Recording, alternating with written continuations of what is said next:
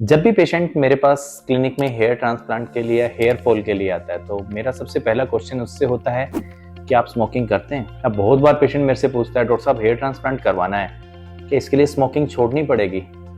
शायद बहुत सारे लोग इस बारे में जानते होंगे, लेकिन कैसे स्मोकिंग आपके बालों की दुश्मन है। Hi friends, I am doctor Santpal Sangwan, dermatologist and hair transplant surgeon.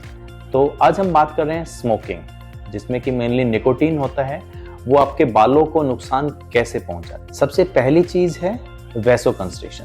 देखिए, स्मोकिंग की वजह से आपकी जो आर्टरीज हैं, जो वेन्स हैं, जो नसें हैं, वो थोड़ा सा पतली हो जाती हैं, जिससे उस एरिया की ब्लड सप्लाई कम हो जाती है और उसमें न्यूट्रिएंट्स भी कम पहुंचते हैं और जो भी बाल हैं वो कम होने लग जाते हैं, थिन होने लग जाते हैं। दूसरी चीज हाइपोक्सिया, ऑक्सीजन की डेफिशिएंसी कर देता है स्मोकिंग, क्योंकि ऑक्सीजन कम मिलती है तो अगेन बाल आपके, खासकर हेयर ट्रांसप्लांट के बाद, उनकी डेथ होने के बहुत ज़्यादा चांसेस रहते हैं। तीसरी चीज़, इसमें कार्बन मोनोऑक्साइड भी काफ़ी बनती है, जो अगेन हीमोग्लोबिन की ऑक्सीजन कैरिंग कैपेसिटी को कम कर देती है, जिससे फिर से बाल को काफ़ी नुकसान पहुंचता है। और बहुत बार देखा कि हेयर ट्रांसप्लांट के पेशेंट, जो कि नॉर्मली 95% रिजल्ट आता है, स्मोकिंग के बाद वो 60 to 70% ही रहता है। तो ये चीज़ें बहुत ज़रूरी हैं।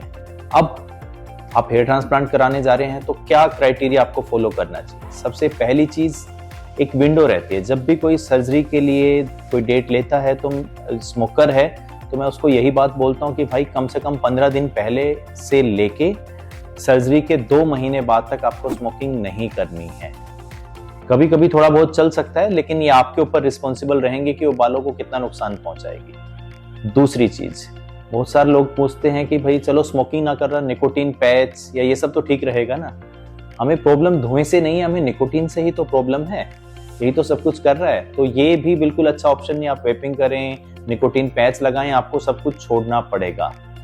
तो आप समझ चुके हैं कि किस तरह से स्मोकिंग आपको 1.5-2 लाख का चूना लगा सकती है, क्योंकि एक सर्जरी में, हेयर ट्रांसप्लांट में लगभग इतने पैसे आपके खर्च हो ही जाते हैं यदि आपने ध्यान नहीं दिया।